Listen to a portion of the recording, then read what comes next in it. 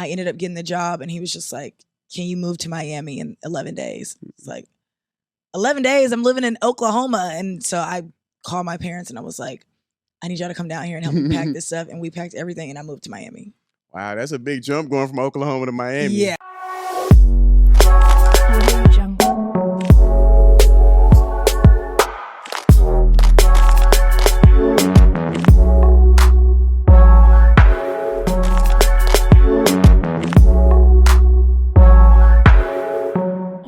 What's happening, guys? Welcome back to another episode of DHOP TV. On today's show, I'd like to introduce to you guys Jardin Taylor. Appreciate you taking the time to come on my podcast. No, thank you for having me. I'm excited. Oh, yeah, it's definitely. I'm happy you're excited to come on the podcast for sure. So I would like to say, so where are you born and raised at when I ask you that? I am from Arlington, Texas. Okay. Agtown. Arlington. Okay. Yeah. Yeah, I take you a Cowboys fan, all that. I am a Cowboys fan. I always rep the home team. So I'm a Mavs fan, Cowboys fan.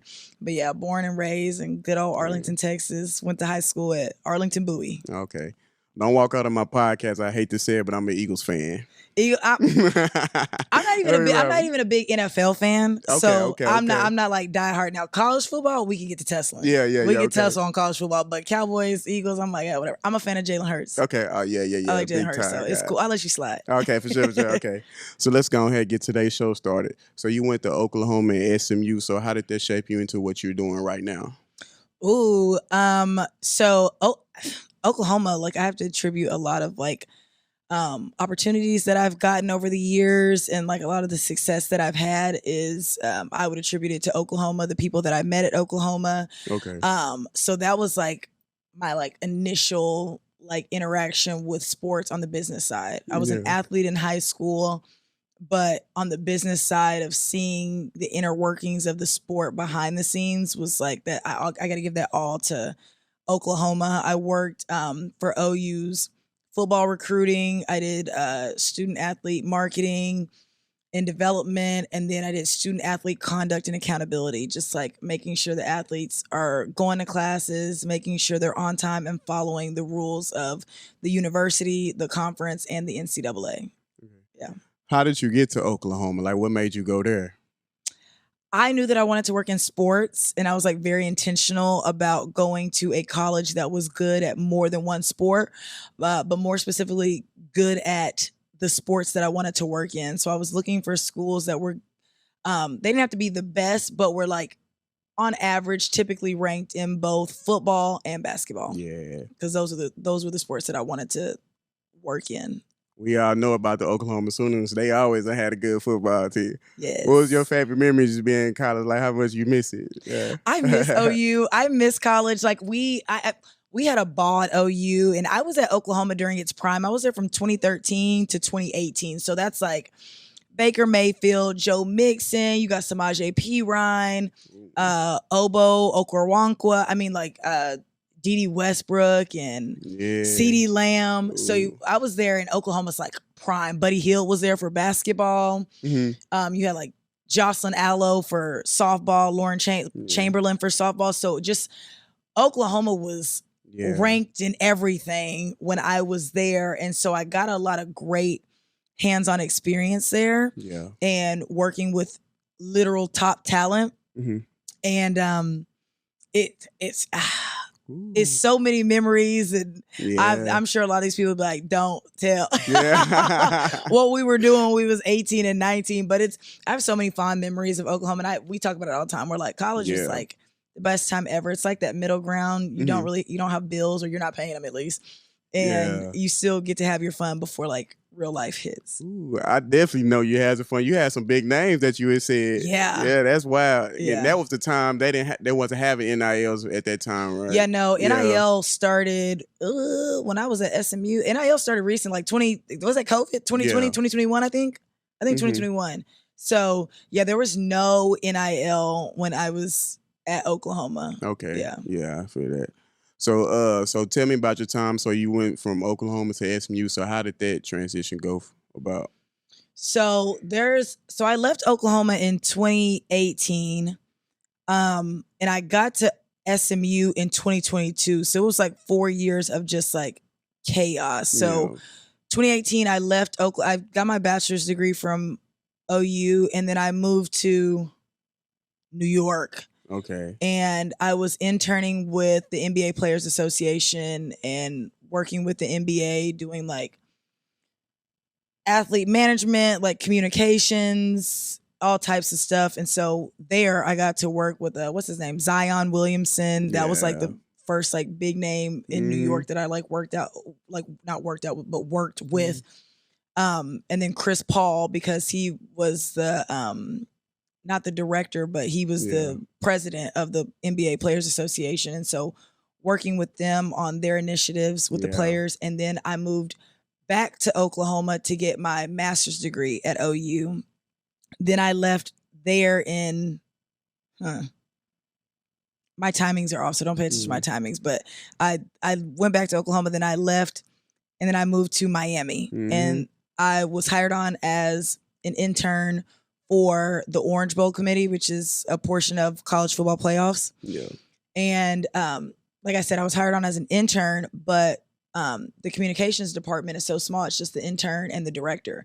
Well, the director, shout out to Larry Wall, he ended up getting sick where he couldn't be in the office a lot. And so I was basically the interim director of communications because it was just me while Larry was gone doing medical treatment or whatever. So then I did that for about a year, and then I left. I don't know what I did in the year after that, but then I go to SMU. But it took me about a year to study to get into SMU, take the test. SMU is difficult. That's a hard school academically. Yeah. Okay. Yeah, dang, but I studied for a year. I got a superstar up here. You done said Baker Mayfield, D.D. Westbrook, done switched to Chris Paul. Golly, you done been all over that. That's what's up, though. That's lit. Yeah, no, if you ask somebody, like Chris Paul probably doesn't remember me because I'm like, I would have been like 19 when I was 19 or 20. I couldn't have been older than 20. Yeah. Whenever I like met him, but I'm sure he gets a new class of interns every year, so he probably wouldn't recognize me. And then being a woman in sports, you always want to kind of keep some distance, a lot of distance between you and the athletes. So a lot of stuff that the male interns got to do, I'm like, I know I can't get away with doing that. And it's not like anybody was doing anything crazy, but like, some of the male interns would, stay at the office because there's a full, there's a basketball court in the office. Yeah. And a lot of the like male interns would stay and like play basketball, and sometimes the players would join them and play. Okay. The female interns, we knew we could not do that. We're just like, no, just go home. Yeah. Don't bring any workout clothes. You work out somewhere else. No. Yeah, I know that, man. So moving on. So when did you know your impact could influence others around you? When did you start seeing that impact? I think when like girls, like younger girls and women like early in their careers, or even just like college women would reach out to me. They would reach out to me over like LinkedIn or like Instagram and say like, hey, I know you do this, or you did this in the past. I want to introduce myself. Like, this is the situation that I'm in. Do you have any advice? Yeah. And so I get messages like that all the time. I used to get them a lot more when I was like still in sports. Okay. But that's when I was like, oh, like people kind of know who I am and like want to know my opinion on things. Yeah. I was going to say, so how did that make you feel? That make you just want to keep going harder, motivated you even more? Yeah, it's definitely motivating knowing that someone, like figuring out that someone is like looking at you, because you think like, oh my gosh, like I'm doing this, like I'm still in a position where I'm trying to find my place into this big old puzzle. Yeah. And I'm looking up to all these like, big dogs, like Maria Taylor and people that have been in like sports media for years. So it's just like really nice and really humbling knowing like the way that you view the way that I view my role models, someone views me in that same light. Okay. It's a really nice feeling. Yeah, definitely. So I want to go ahead and get on your podcast. First of all, she has a fire podcast, by the way. I've definitely done checked it out so much. So your podcast is called Playbook Diaries. So take me through that journey. So how did the name come about, and what made you start doing it, and what impact are you trying to leave from yours? Okay. The name was actually pretty difficult. When we started Playbook Diaries, it was myself And I contacted a friend. I was like, you want to do this with me? Let's start a podcast or whatever. Yeah. And her name was Nicole. Her name is Nicole. She's still with us today. Yeah. Clear. I don't want to say was. Her name is Nicole. And we had to go through and check different entities to figure out like what names were taken. So there were like probably 20 other names that we wanted, but it was taken. So we wanted a name that was free for us to use on Instagram and free for us to use on TikTok. Yeah. So that knocked out a lot of different names. And then we settled on Playbook Diaries because we wanted to have a podcast that looked behind the scenes at sports, whether it be business or like the stories of people involved in sports and their relation to sports. So there was that. What was the second question you asked? Yeah, definitely do some good work. And what are your impact on it, what you're trying to build with your podcast? Like, what you feel like you want to get out of it? I do want to go back into sports. After SMU, I left sports and went into like banking and technology. Yeah. Totally huge pivot, not related at all. Yeah. I just needed a break from sports. When you're in sports, you're working 7 days a week. Yeah. And okay, they call you at whatever time they feel like calling you. And you miss Thanksgiving, you miss Christmas. And I was like, okay, I need to take a break. I'm very family oriented. I was tired of missing major holidays. And then you miss like the age that I was at. It was when everybody's getting married and having kids, and you're missing all that because you're on the road with the team or you're traveling with this, whatever. So what I wanted to get out of Playbook Diaries was Nicole and I wanted to create a platform that we could control and manage to hopefully catapult us back into the sports industry, because it's already I don't want to say an oversaturated industry, but it's an industry where there are a million more people that want to work in the industry than there are jobs available. Yeah, definitely. And so instead of just like going through the typical like, oh, let me apply for some jobs in sports and look for opportunities in sports, we said let's create an opportunity for ourselves. Yeah. Okay. Y'all be having some fire topics, so that's my question. So how do y'all be coming up with y'all topics like beforehand? So the topics go based off of what is trending. So there's two types of episodes. One of the types of episodes that we do is like a feature piece where it's on a person and, their relation in sports and, or relation to sports and the role that they play. And then the second type of episode that we have is just like trending topics where we just get to spitfire out our opinions and discuss like what is going on in sports and dish out how we feel about certain aspects and stuff like that. Yeah. Okay. So our topics come from whatever is trending, not on the day that we're filming, because we look all week. Okay. And so it's like, okay, well, what's relevant? What are people talking about? What are the controversies that are happening right now? And then we go from there. Okay. So with your following base, I see you have a good following base. How do you manage your podcast, like sharing your life online and off camera? Okay, so that's pretty easy for me. I know a lot of like content creators struggle with that, but who I am on social media is me in real life. Like there is no difference. If you ask anybody, it's like, no, she acts like that all the time. It's me all the time.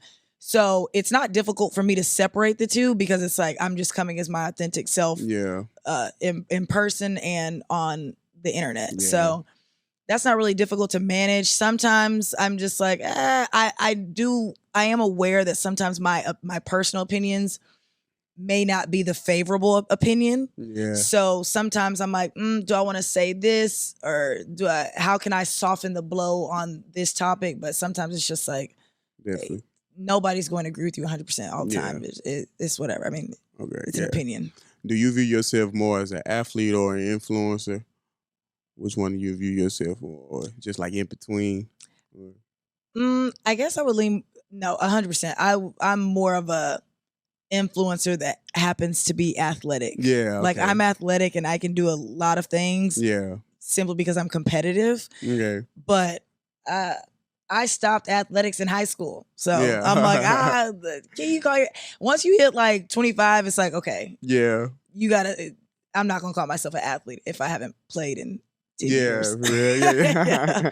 You don't ever just do like any little things, little skills that you be doing? I don't even think that I can dribble a basketball anymore. Yeah. I could probably dribble it and go in between my legs and stuff. I don't be picking up basketballs. ever. Yeah. But I can still tumble. Like, Okay. Yeah. I did cheerleading in high school, but every couple years, I'll just be like, I wonder if I can still flip. And so I'll see if I can do like a back handspring, a back tuck, and Yeah. I'll just go to like the cheer gym and see if I can still tumble. But Okay. now that I'm 30, it's like, Yeah. that could be the difference in like a torn ACL or Yeah. like blowing out your back. So I'm like, let me not. Yeah, we I old. probably won't be testing that no Yeah, more. yeah, we old. Yeah, we old now. Not 30 seconds. Yeah. Yeah, that's For a little sure. much. Yeah. So what type of what do you use to help you grow your content? Like what type of tools do you be using? So I actually, for TikTok, I Yeah. actually go in, like TikTok will send you the analytics of like who's watching your stuff, what their demographics are by Mhm. like, Instagram will show you race, age, what cities they're in, etc.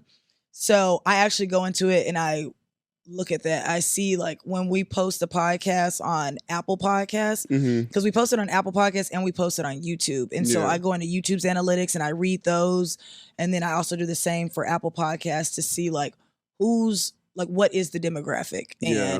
and kind of cater it to that group, but still it's still Mhm. like my product. So I want it to be Yeah. authentic. But I might shift like the times that I upload everything because it'll tell you like what time are most people listening to your podcast, what time Yeah. are they watching it, how long are they staying there for, and Yeah. then like I'll go and say I'm like, okay, when like YouTube tells me, oh, this is the stopping point that most people stop, like turn it off. Yeah. I'm like, okay, what were we talking about? What was the tone? Were we being dry, etc. So Mm. I can hopefully produce a better product next Yeah. time. Okay. Yeah. You do good. So how long have y'all been doing your podcast for? It's 2025. We started in January 2024. Like we started planning and getting all the Okay. marketing and like logos and stuff down. Yeah. And then we released the first podcast in March of 2024. Okay. Yeah. What do you think is something that people misunderstand about creating content? Do you think is anything? Anything? I think that people that don't create content think it's a lot easier than what Yeah. it actually is. Yeah. But I'm at the point now where like I film the podcast on my own, I edit it on my own, Hmm. and I'm like, I think if you ask the average person that's never done that before, Yeah. how long do they think that takes? They probably say like, oh, an hour, maybe 2. And it's like, Yeah. I wish that took an hour or 2 to Yeah. like edit and get things to look the way I look. I like it to look and get logos added, pulling clips and then posting the clips on YouTube and Instagram and Yeah. TikTok and scheduling the timing of when everything goes out. Mhm. So I definitely think that people think that it's easier Yeah. than what it actually is. Most definitely. It is difficult and it takes so long. I hate editing. Yeah. I hate editing so bad. Because all my friends back at home, they always be asking me about my podcast. I'm like, yeah, it's a lot of work to go that y'all don't see. Y'all just seeing it, but it's a lot of work to go on behind it, like everything. Yeah, people will see like the final product and it's Yeah. like, y'all don't even know like one mic went out. So we had to refilm after the 7-minute mark of the Yeah. podcast, or somebody forgot to click the Definitely. audio thing. So none of the mics were recording or like one camera went out. It's like, Yeah. no definitely. one knows that all that happened. And it's like, oh, this like 30-minute episode actually took 2.5 hours to film because of everything that went wrong. And Yeah. then, 6 hours to edit. Most definitely. So yeah. yeah. So moving on. So going back to your sports journey, have you ever had to face adversity? And if you ever had to adversity, how did you overcome that in a sports moment? Are you talking about like as far as like the podcast or just like when I was working in like the sports And industry? working in the sports industry as itself.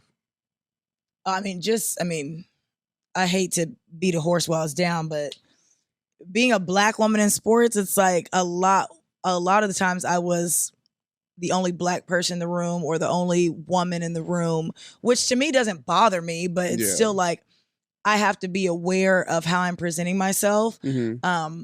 because I'm the only representative right now for women, and I'm Yeah. the only representative for Black people. And we Yeah. know what people do with that. They take how you're acting and say, well, all Black people do that, or all women do that.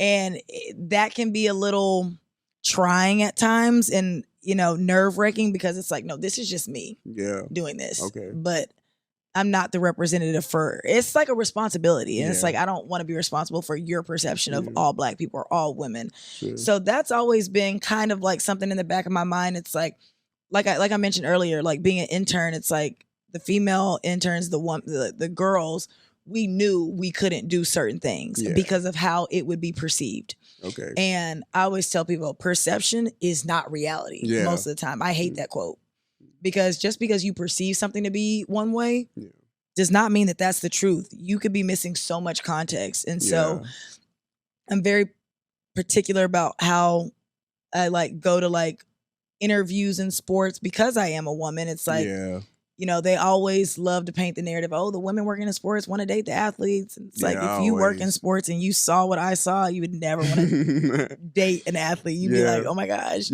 But like, I'm aware of what I wear to interviews. I never wear skirts or dresses to interviews for sports. I'm always like in a coat or a suit, just to try to distance myself from those stereotypes of women working in sports. You have class. Yeah. I try to. Sometimes it be slipping out, but I'm like, I'm trying. So who would you say had the biggest impact on your sports journey? Ooh. Who had the biggest impact on my sports journey? I probably have to say Larry Wall, who I worked for at the Orange Bowl. He gave me such a huge opportunity. In that job, I never actually applied for the role. The role had already been posted and taken down and removed. I saw it late, but when I clicked on the, you know, the hyperlink to go to the application, it was like, oh, this job is no longer available. And I was like, dang, like this sounds like something I would like have fun with and would really enjoy. And so I actually, you know, went in stalker mode, found his email, edited my resume real quick, and then I emailed it to him. And he actually called me like 20, 30 minutes later. And I did my interview right there on the spot on the phone. Like I literally left a class at OU to do that interview. And I ended up getting the job. And he was just like, can you move to Miami in 11 days? It's like, 11 days? I'm living in Oklahoma. And so I called my parents and I was like, I need y'all to come down here and help me pack this stuff. And we packed everything and I moved to Miami.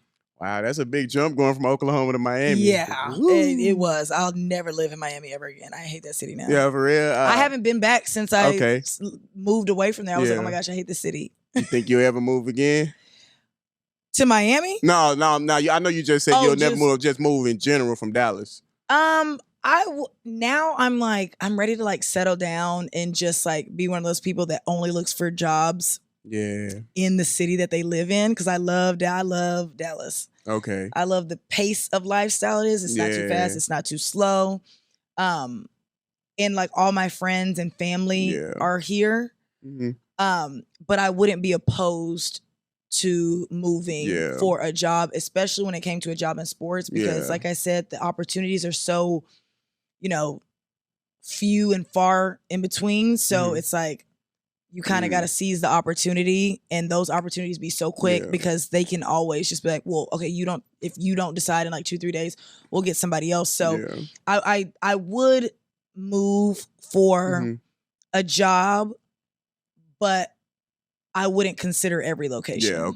Like this year I was interviewing for a role with the Minnesota Vikings, and I went down there to kind of check out the lifestyle in Eagan, Minnesota. And I was just like, oh no. I was like, it's too slow. It's rainy. It's very depressing. I was like, oh, I can't live here. I was like, I can't. No matter how this job interview goes, it was like a 7-hour interview. No matter how this interview goes, like, I can't take this role because I can't live here. I won't live here. They get a lot of snow down there too. Yes. A lot. I'm like, can't do it. No. And I was there and everybody's like, oh my gosh, like, you're so lucky that you came. We had 2 feet of snow 2 days ago. See, and I'm like, that's ridiculous. I can't do that. That's where I'm like, I draw the line. So like, I would probably consider opportunities in Atlanta, Houston, Vegas, but I can't entertain. Glad you say New York. New York is one place I don't think I could do. New York. That's like for the concrete jungle. That's like for young people. And I'm not saying like we're old or nothing. Like we're in our 30s, but like New York is the hustle and bustle and like, oh, I'm gonna get it. I'm gonna, put in so much work. Hell no. I don't want to do that anymore, because the amount of energy it takes to exist in a place like New York with all of the commuting to and from work. I mean, the average person in New York commutes an hour. Yeah. And that's like by trains and by walking. Like the amount of steps I was getting in a day when I was living in New York, I was exhausted. I would literally go to work, go home. Yeah. And like I would maybe eat something and I would take a shower and go to sleep. Like I was literally taking a shower, going to sleep, be asleep by 6 or 7. Yeah. Just to wake up and do it all. I was exhausted with the amount of energy that I was exerting to just exist. That's crazy. So I would not consider roles in New York at this point. I'm past that. Yeah. Did it? I don't want to do it no more. But now, like, going back to you, like, Dallas, I got to connect with more people in Dallas. Because I say I'm from Little Rock, so I don't know people here. So I got to connect with more of y'all out here, kick it with y'all. Oh, yeah. I'll introduce you to some people. I know a bunch of people just because I was born and raised here and everybody kind of stayed. But yeah, I'll put you on. We're going to go back to you. So, like, what do you like to do outside of sports and, like, your podcast or anything? Like, what's your hobbies? Going to sports games. Okay. Like at the beginning of the college football season, once everybody has their schedules out, I'll line up. I'll go to ESPN and look at the games by week. Okay. For the 14 weeks of college football, and I'll go and look at the AP rankings, and I'll pick a game that's probably going to be a good matchup with 2 ranked teams playing. Okay. Now, obviously, the first couple of weeks, like maybe like week 1 to 5, it's kind of like you just got to guess who's going to be ranked and if they're actually deserving of the ranking that they have. But once you get to like past week 10, it's like which matchups are going to be where it's 2 ranked opponents. And so I'll do that and I'll pick a game each week and I'll fly out to whatever city and go to that game and just watch it. I'll go by myself. Sometimes I'll bring somebody. Most of the time I won't. I'll just go by myself and just sit and watch the game and be cool by myself. So that's going to bring me to my next question. It's going to fall back to your podcast. So you could keep it anonymous if you want to, if you don't want nobody to know. But is it something like a NFL player that you haven't interviewed yet, but that you would love to interview, that you would love to bring on your podcast? Is there an NFL player that I want on? It's a couple. Yeah, a couple. It's a couple. So I was talking to Antonio Brown. Yeah. And we were trying to figure out a time that worked for both of us, and our schedules, we could not get them to line up. Like, we literally could not get them to line up. But he was super sweet. He was super nice and really, really professional. And I think that would surprise a lot of people. That was it. Was Antonio Brown, what? Yeah. And he responds fast, too. Or Okay. I don't know if it's him or whoever's running his account. Like, they respond fast. But I wanted him on the podcast. That might be on hold for a long time. He got a lot going on right now. There's a lot going on right now as of last week. I wanted my good friend Obo Okoronkwo, who's a linebacker for the Cleveland Browns. Know him. Yeah. He has a Super Bowl with the LA Rams. And after the Rams, he went to the Houston Texans. But now he's with the Browns. And I wanted him on my podcast to talk about like him and Fashion Week. He did some photography for the NFL too in off season. Okay. So I was interested in getting him on the podcast, but his schedule is crazy too. Yeah. So a lot of people I reach out to and people are down for doing it. Yeah. And then it just ends up being a scheduling conflict where it's like, we cannot figure out a time where us two are in the same city or country. Because in their off season, they only got like 2-3 months before they got to come back and start working out. So they'll be vacation with their families. And so the scheduling can be difficult. Hey, being out to make sure y'all come on the podcast. We still I'm gonna help you out for sure. I don't know what my platform can do, but I'll try to help you out for sure. Yeah. I'll be looking out for them. Like I said, I've been watching it. Yeah, so more about your podcast. So what impact did it make on what impact did your podcast make that you didn't expect? If it was one, if something like a moment happened for you that you didn't expect, just dumb it down a little bit. That the impact that the podcast had on a moment. So something that surprised me was we interviewed Cody Ford, who at the time he plays for the Bengals. Okay. Yeah, he's still the Bengals, and we interviewed him because he was trending his relationship, his romantic relationship was trending all over TikTok. It was a hot topic. Yeah. And me and Cody went to OU together, but we weren't close to OU. I don't even think we've ever had a conversation at OU together. Okay. And I was like, I'm going to just DM him on Instagram and see if he'll come on the podcast and let me get that interview. Yeah. Because the girl that he was dating at the time, she had done a bunch of podcast interviews. And when I started the podcast, I was like, hey, Cody, like, I'm thinking about starting a podcast. Like, would you hop on if I wanted to interview you? He was like, yeah, sure. Yeah. Scheduling conflicts, people like not checking their DMs, and they're professional athletes, so they're getting tons of DMs, things are getting missed or whatever. And so it ends up like not happening. But then I contacted him back for when him and his girlfriend, or him and his fiance at the time, broke up. Yeah. And I was like, hey, like, have you done a podcast interview? Would you be open to letting me do it? Like, cause I'm thinking like I'm a small podcast. Yeah. And at the time we had like 50 followers. Okay. Yeah. Like literally, I think it was 52. Yeah. And I was like, he's probably not going to do it. Like, athletes want things that like, they want the big and the best of everything. And so I'm like, he's not going to do this like little old podcast. Yeah. And he was like, yeah, I'm down. And I was like, okay. Oh, wow. I was like, wow. Yeah. I was super surprised. Now, me and my co-host, Nicole, we both knew that because of how public their romantic relationship was, him and his fiance, that just by us interviewing him, we weren't going to be painted in a positive light. Okay. It was a lot of, they're not girls, they're male-centered. But I'm like, at the end of the day, it's a sports podcast. It doesn't make sense for me to interview his girlfriend. Okay. I mean, I guess it could make sense for me to interview his girlfriend, but she'd already done interviews. So I was like, I want the interview with the person that hasn't done interviews yet. And so I wasn't expecting that interview to go as viral as it did. I was like, oh, maybe like, 1,000 people tune in and watch. And I think like 60,000 people watched it on YouTube. Yeah. And we were like, oh, we weren't expecting, that many people to tune in to like our little small brand new podcast that we've started not even a year ago. And so shout out to Cody Ford. Yeah. Because like, we were grateful because it's like we weren't supposed to get that interview, but he was just like, we went to OU, like, we hung around the same circles, even though we didn't hang out directly. And he was like, it was just like a nice favor. It was like, we cool, whatever. Yeah. And so he did that. So that had a big impact. But even like, I mean, people were sending death threats. Yeah, man. You know how it goes. How social media is now. Yeah, they were going crazy. Yeah. But I'm very realistic, and I'm just like, it's real easy for me to brush it off. So me and Nicole Strong too, we were like, whatever. We were in the comments laughing, and people were like, we know y'all are crying at home. And we're like, y'all know how goofy we are. We was dying laughing. Like, we were like, oh my gosh. Because some of like the death threats were very creative. And I was like, hey, that's a cold line. It's like, that's crazy to say, but that's a cold line. So I wasn't expecting death threats after just interviewing a man for like infidelity. Yeah. You would have thought that this man killed somebody. Yeah.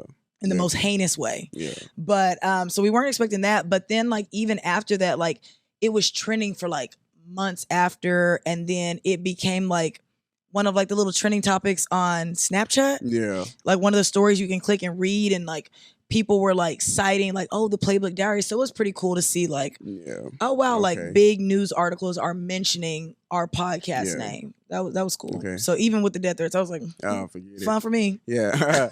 Right. Yeah. So do you still keep in contact with Cody? Y'all still like?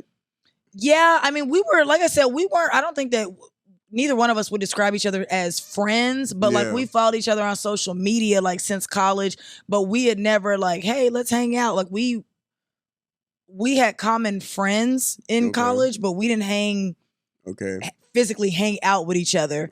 So we don't talk on a day-to-day or month-to-month basis. Definitely. That wasn't the basis of like our relationship.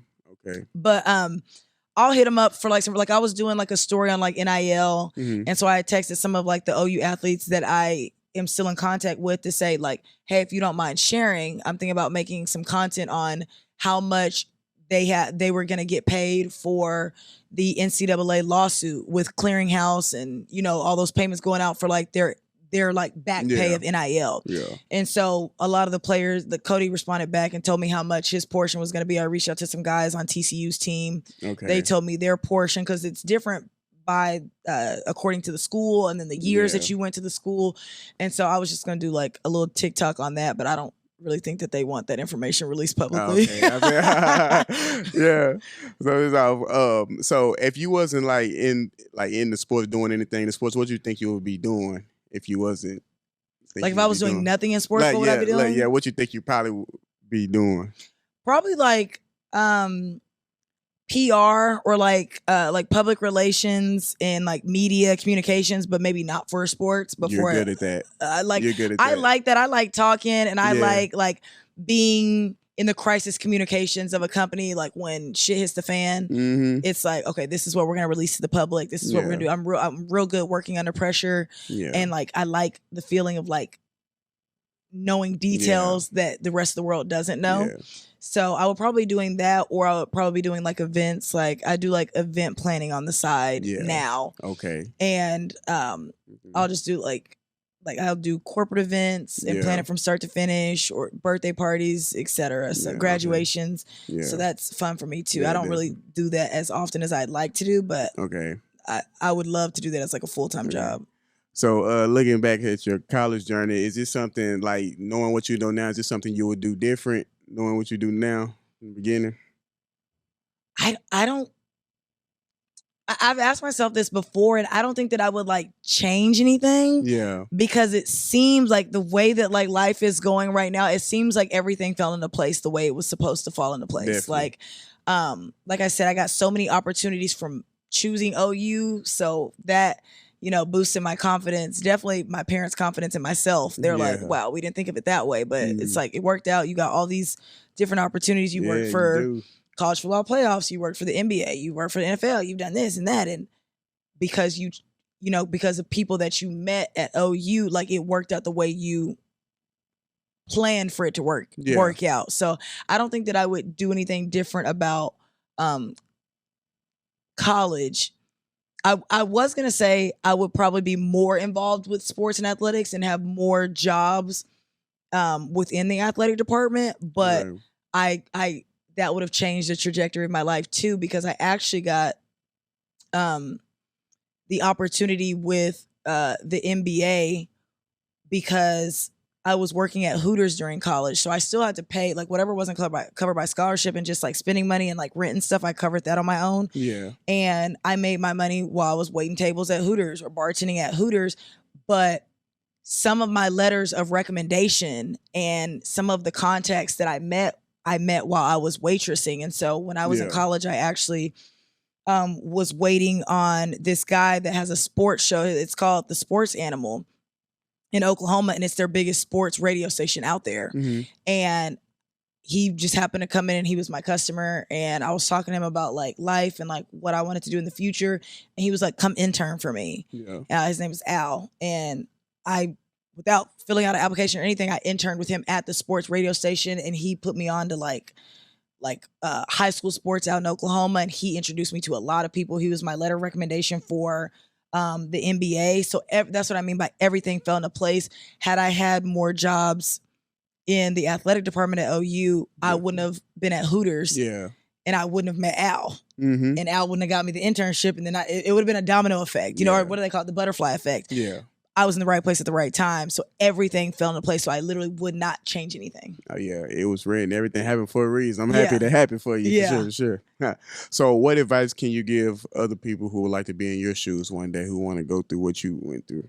Because don't let anybody else's insecurity, don't let nobody push their own insecurities on you. Yeah. Because through my journey, I can't even count how many times it happened. So many people were like, no, like you can't do that, or like, you know, that's not a good decision. That's not that.